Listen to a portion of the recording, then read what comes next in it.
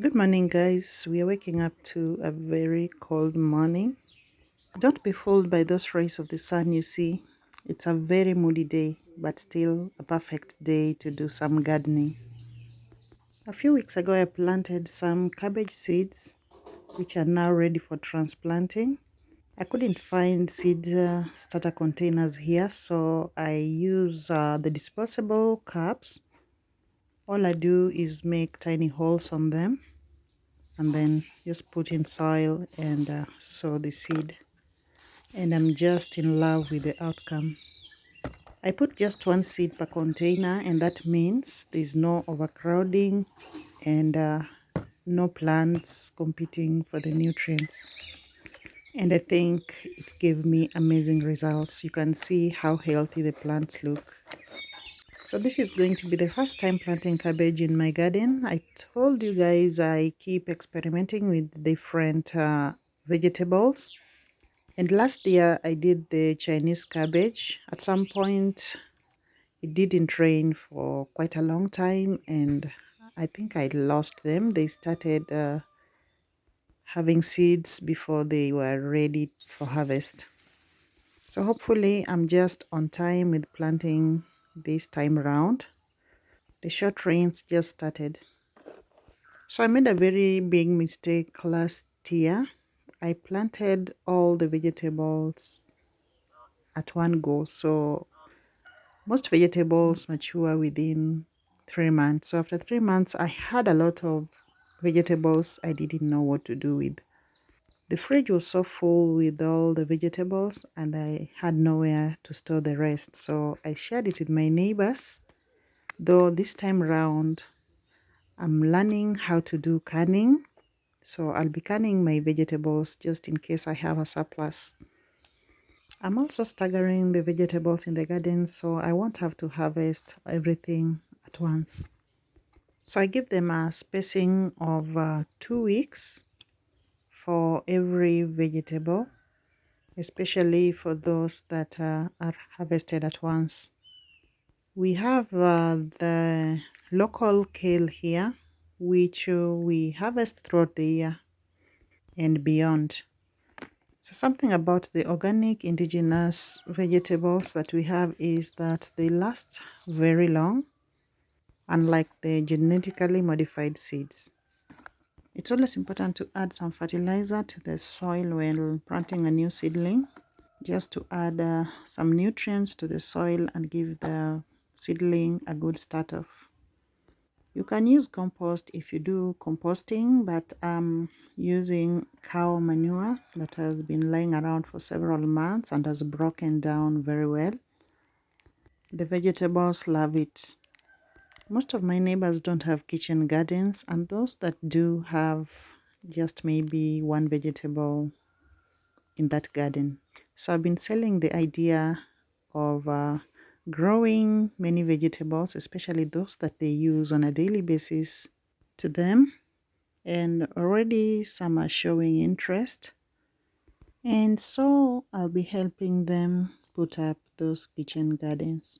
But I also realize that we don't consume a lot of vegetables here, and even in many parts of Kenya I think our diet consists more of protein and carbs. Kenyans consume very little vegetables compared to other countries. Most of my neighbors who come here to see my garden have never seen many of the things I grow. Even the common things like cucumbers are so new to them. So we have major changes to make, including myself. Vegetables have the smallest portion in my plate every single day.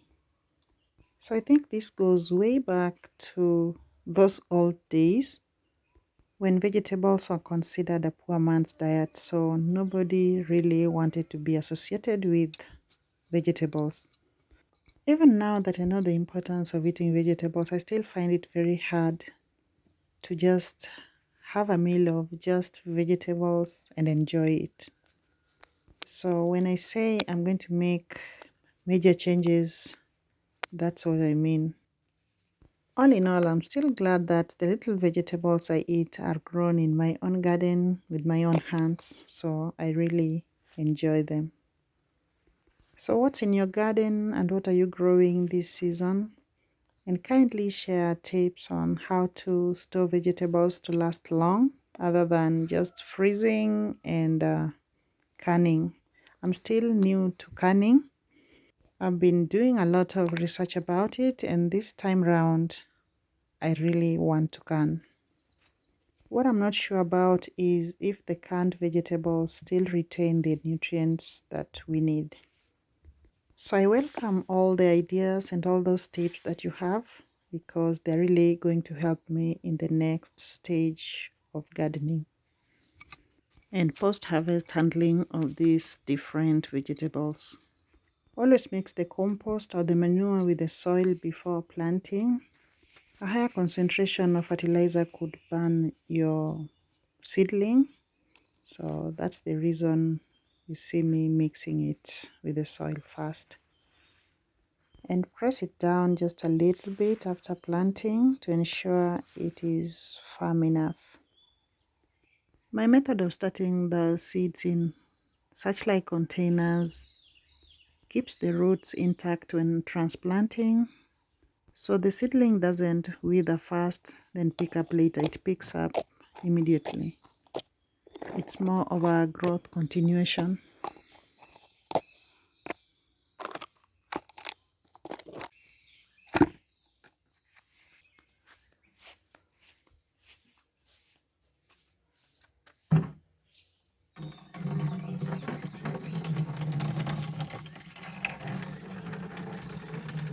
Water has always been essential for our plants, especially those that we just planted. So I always water my plants very well after transplanting, and that helps them pick up very, very fast.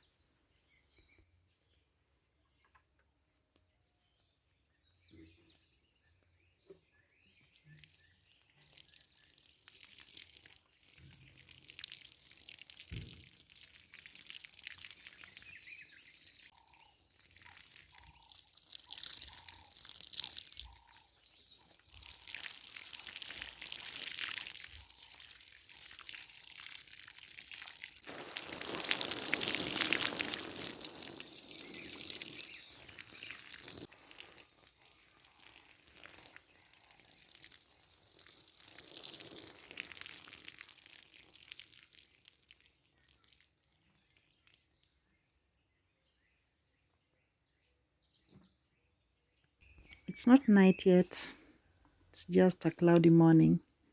As I told you earlier, I am not ready to lose my organic seeds. So every time a plant matures, I harvest the seeds and keep them for future use. And this vegetable here is a herb we commonly eat here. It's a very bitter herb, and I think it's called the slender leaf in English. Quite bitter to taste, but it is so loved down here.